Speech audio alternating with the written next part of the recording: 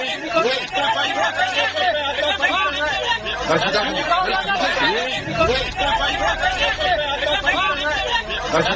my goodness, what's happening in Balochistan?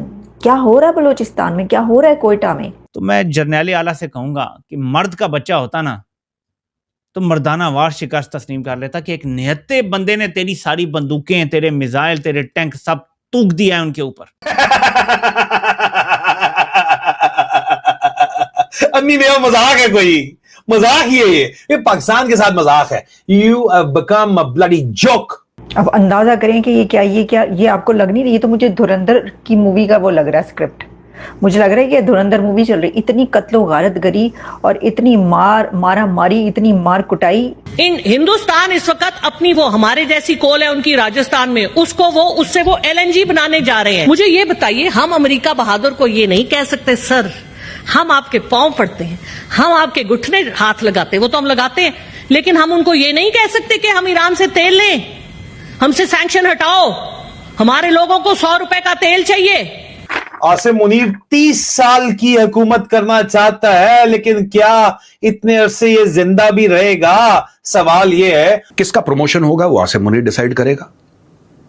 किसको नौकरी पर रखना है, किसको निकालना है, किसकी ट्रांसफर है, किसका पोस्टिंग है, कौन कौन किस किस सेंसिटिव जगह में रहेगा, ये सारी की सारी चीजें आसिम मुनीर डिसाइड करेगा। लेकिन ये बंदा इतना करेक्टरलेस बंदा है, और फिर एंड में वही बात कि ये बंदा पाकिस्तान में सिविल वॉर करवाना चाहता है।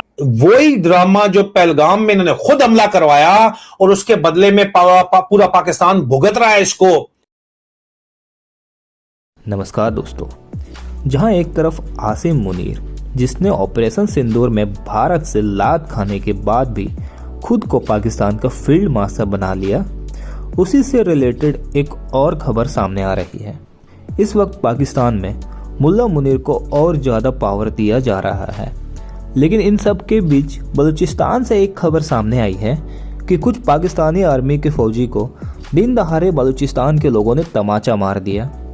ये वीडियो इस वक्त सोशल मीडिया में बहुत ज़्यादा वायरल है, और जहां एक तरफ मुनीर पाकिस्तान में पूरी तरह मार्शल लॉ लाना चाहता है, वहीं दूसरी तरफ पाकिस्तान के हर एक सूबे में लोग इस वक्त पाकिस्तानी आर्मी के खिलाफ खड़े हो रहे हैं और आज़ादी के नारे लगा रहे हैं।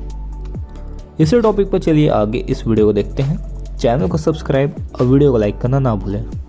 दोस्तों, पाकिस्तान में एक बार फिर से सियासी उथल पुथल शुरू हो गई है, और आपको ये बात तो पता है कि जब भी सियासी उथल पुथल पाकिस्तान में होती है, उसका मतलब ये है कि ये उठापटक जो है ये पाकिस्तानी फौज कर रही है।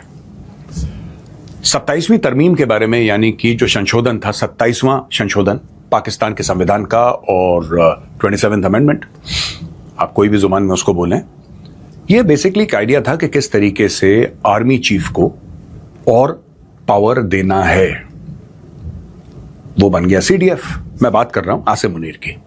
तो आसिम मुनीर, जनरल आसिम मुनीर को फील्ड मार्शल आसिम मुनीर बनाया गया, और अब पार्लियामेंट में, अब ये देखिए ना, आर्टिकल 243 है ये पाकिस्तानी कॉन्स्टिट्यूशन का, जिसको अमेंड किया गया।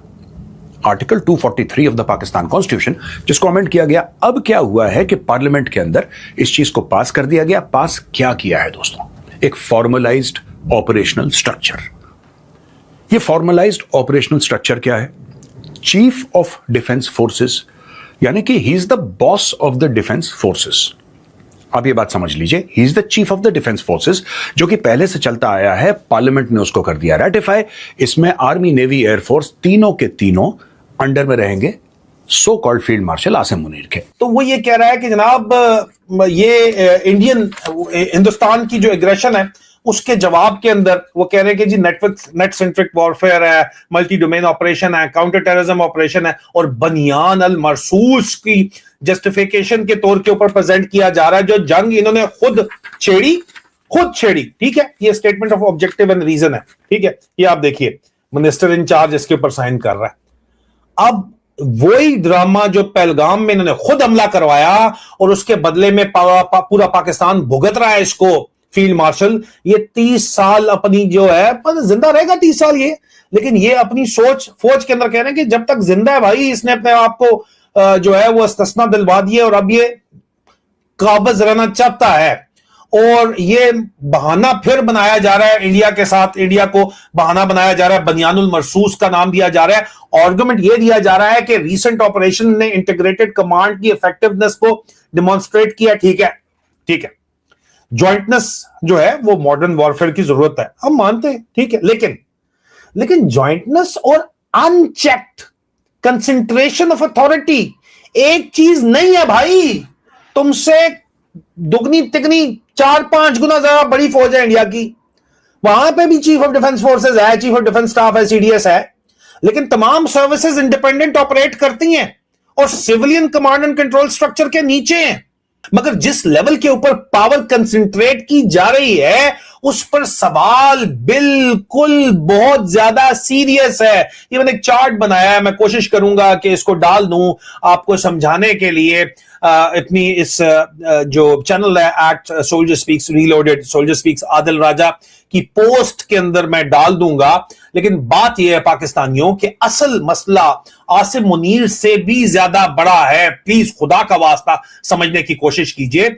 आज आसिम मुनीर है, कल कोई और होगा। कानून शख्स देखकर नहीं बनाना चाहिए। इदारों को इस अजम्पशन पर डिजाइन नहीं किया जाता कि कुर्सी पर बैठा हुआ शख्स हमेशा अच्छा होगा। और यह तो आपको पता ही है, मुनीरा मिस्त्री जो है वो यजीद वक्त कहलाता है। इदारों के लिए, इंस्टीट्यूशंस के लिए चेक्स और बैलेंसेस बनते हैं कि अगर कोई गलत शख्स उसके ऊपर बैठ जाए तो वो कितना डैमेज करेगा।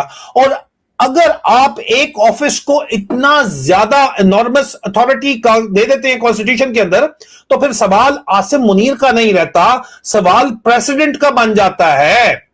आज जो पावर एक आदमी के लिए कन्वीनियंट लगती है, कल वही पावर पाकिस्तान के लिए अजाब बन सकती है। पाकिस्तान की आर्म फोर्सेस किसी एक जनरल की जाती जागीर नहीं है। पाकिस्तान आर्मी किसी फील्ड मार्शल की प्राइवेट कंपनी नहीं है। एयरफोर्स और नेवी किसी शख्स के सबऑर्डिनेट कोऑपरेशंस नहीं है। ये पाकिस्तान की आर्म फोर्सेस हैं। इनका मकसद मुल्क का दिफा करना है, किसी शख्स की पावर को दायमी इटर्नल बनाना नहीं है। ज्वाइंट कमांड बनाइए, मिलिट्री मॉडर्नाइजेशन कीजिए, ट्राई सर्विसेज इंटीग्रेशन कीजिए, लेकिन पार्लियामेंट और अवाम को यह भी बताइए कि इस अनप्रेसिडेंटेड कंसंट्रेशन ऑफ पावर के चेक्स क्या है, अकाउंटेबिलिटी मैकेनिज्म क्या है, रेट्रोस्पेक्टिव डेट 13 नवंबर 2025 क्यों है। और अगर चीफ ऑफ डिफेंस फोर्सेस अपने पर्सनल पावर्स का मिसयूज करे तो इंस्टीट्यूशनल रेमेडी क्या है।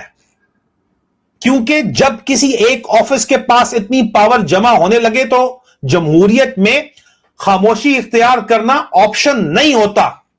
और फील्ड मार्शल साहब, इंसान कितने भी ओहदे जमा कर ले, कितने भी कानून बना ले, कितनी भी एक्सटेंशन और पावर हासिल कर ले, एक अथॉरिटी फिर भी उसके पास नहीं है। मौत को एक्सटेंशन देने की अथॉरिटी उसके पास नहीं है। और जब कोई और रास्ता नहीं बचेगा तो फिर मैंगो पार्टी ही होगी।